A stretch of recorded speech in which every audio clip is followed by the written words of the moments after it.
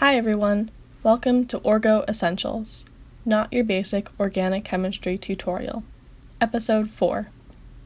In this episode, we'll be talking about what formal charge is, how it's calculated, and why it's important. Let's get started. You might already know that some molecules can have electrical charges. Such molecules with overall positive charges are called cations, and molecules with overall negative charges are called anions. Like this, specific atoms can have different charges too. This is called formal charge. Note that formal charge assumes that electrons are shared equally between atoms in a molecule. This means that differences in electronegativities will not be taken into account, and guarantees that each atom in a covalent bond will get one electron. Here is the basic formula for formal charge. Formal charge equals the number of valence electrons in a free or unbonded atom minus the number of valence electrons in the atom's neighborhood in a given molecule. The atom's neighborhood refers to the number of electrons it directly has around it. This includes all lone pairs of electrons surrounding the atom and one electron from each covalent that it is a part of.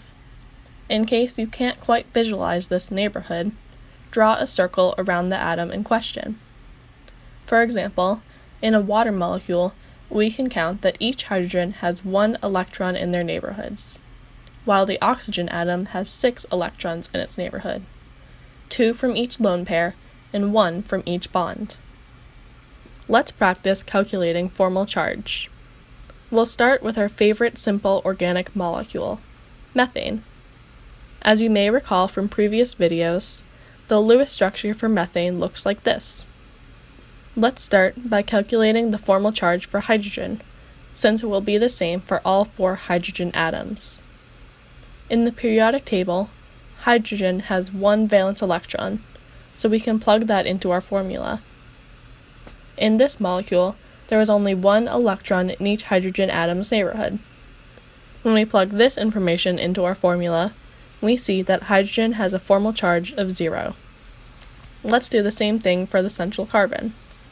In the periodic table, carbon has 4 valence electrons. When we draw a circle around the carbon here, we see that there are 4 electrons in its neighborhood. 4 minus 4 is 0.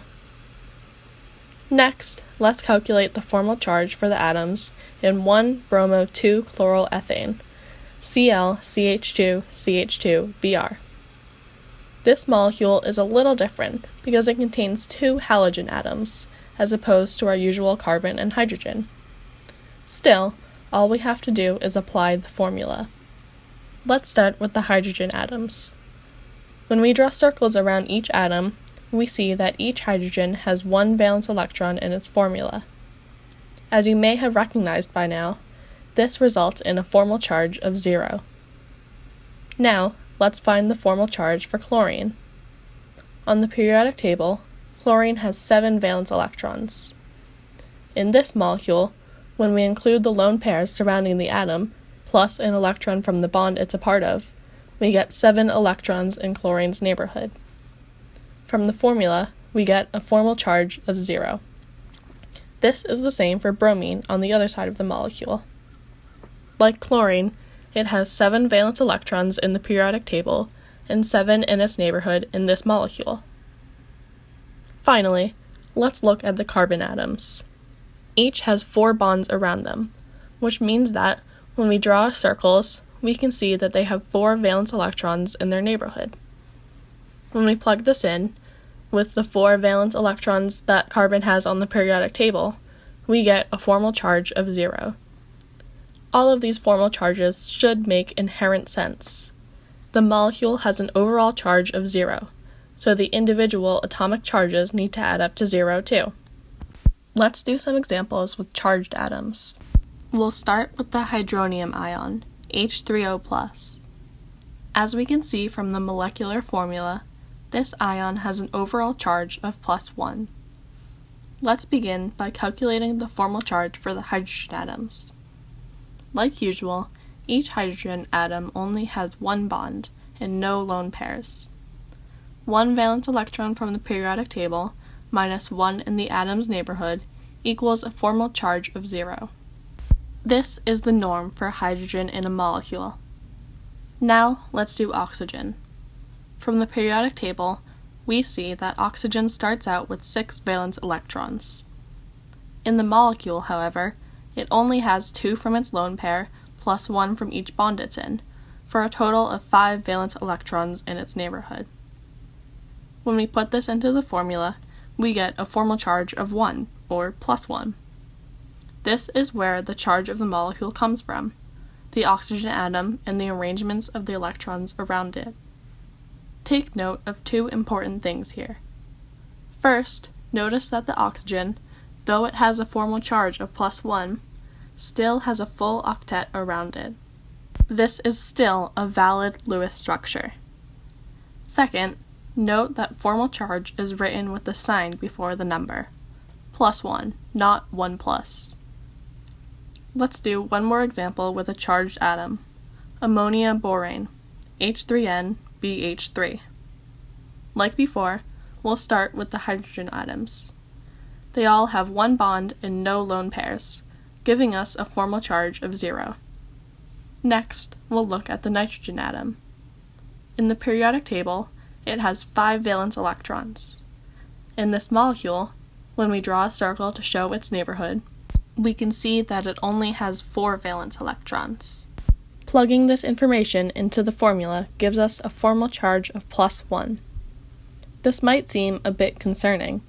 The molecule is neutral, so what is a charge doing on the nitrogen atom? But let's not fret until we've calculated the formal charge for boron. Boron has 3 valence electrons in the periodic table, and 4 electrons in its neighborhood in this molecule.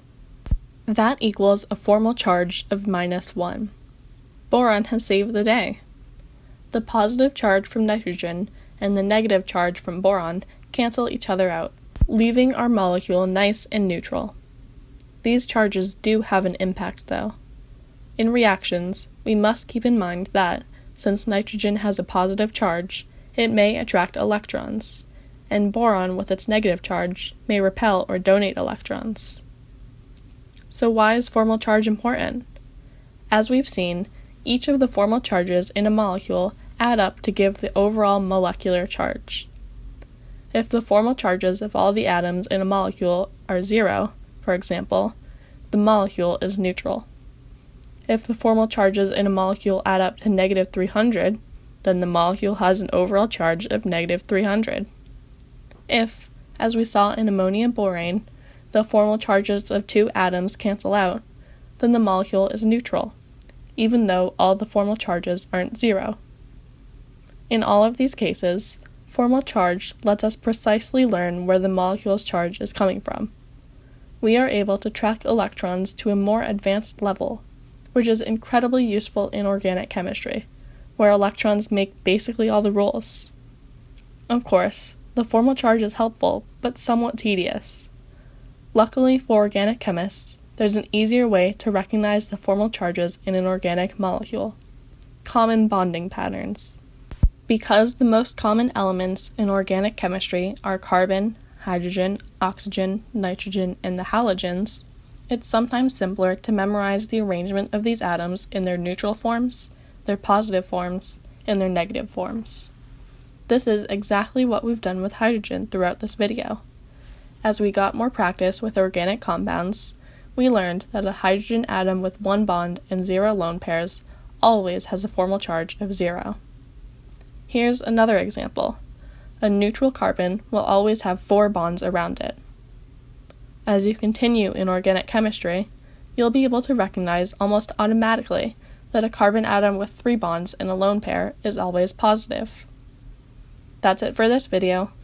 I've included a link to a document with some practice problems for anyone who wishes to further familiarize themselves with formal charge and common bonding patterns in organic chemistry. Remember that practice only makes better. If you have any questions about formal charge, feel free to email me or comment down below. The next video will be an introduction to resonance. I'll see you then!